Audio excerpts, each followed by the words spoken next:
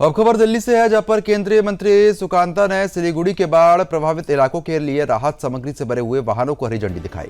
ये राहत सामग्री उत्तर बंगाल के उन जिलों के लिए भेजी गई जो हाल ही में बाढ़ की चपेट में आए हैं। दरअसल उत्तर बंगाल के दार्जिलिंग, तराई और डुआर्स क्षेत्र में भारी वर्षा के कारण जनजीवन पूरी तरीके से अस्त व्यस्त हो गया है। कई घर टूट चुके हैं, लोग बेघर हैं और ग्रामीण क्षेत्रों में अब भी पानी भरा हुआ है।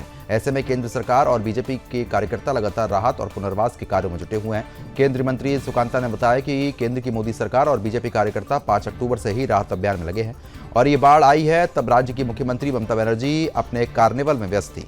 मंत्री ने कहा कि ये समय राजनीति करने का नहीं बल्कि पीड़ितों के साथ खड़े होने का है। उन्होंने आगे बताया है कि नुमालीगढ़ रिफाइनरी लिमिटेड एनआरएल के सीएसआर फंड से 2500 परिवारों को पॉलिथीन शीट उपलब्ध कराई जा रही है, क्योंकि बाढ़ में कई लोगों के घर पूरी तरीके से टूट गए हैं। अब वे खुले आसमान के नीचे रहने के लिए मजबूर हैं। मंत्री ने कहा कि ये पॉलिथीन शीट अस्थायी रूप से परिवार को छत देने का काम करेगी, ताकि वे कम से कम अपने बच्चों और सामान को बारिश से बचा पाएं। सुकांता ने यह भी कहा कि जब ये सामग्री उत्तर बंगाल पहुंचेगी तो बाढ़ पीड़ितों को राहत की एक बड़ी उम्मीद जगेगी। केंद्र सरकार का प्रयास है कि कोई भी परिवार बिना सहायता के ना रहे। ये पहल केवल राहत सामग्री तक सीमित नहीं है, बल्कि ये एक मानवीय संवेदना का संदेश है कि केंद्र की पहल ने स्पष्ट कर दिया है कि उत्तर बंगाल की आपदा से निपटने में दिल्ली पूरी तरीके से सक्रिय भूमिका निभा रहा है।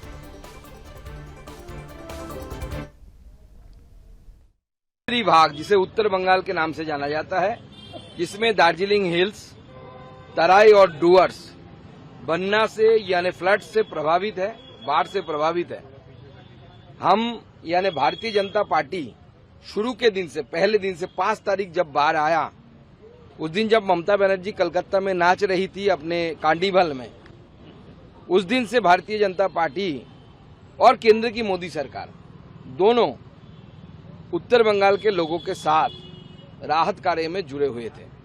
बहुत सारे लोगों की घर बाढ़ की वजह से बह चुका है और उस हालत में उनको पॉलीथीन शीट लेकर ही रहना पड़ रहा है। उसके अंदर ही, उसके नीचे ही अपने संसार को, अपने पूरे परिवार को रखना पड़ रहा है।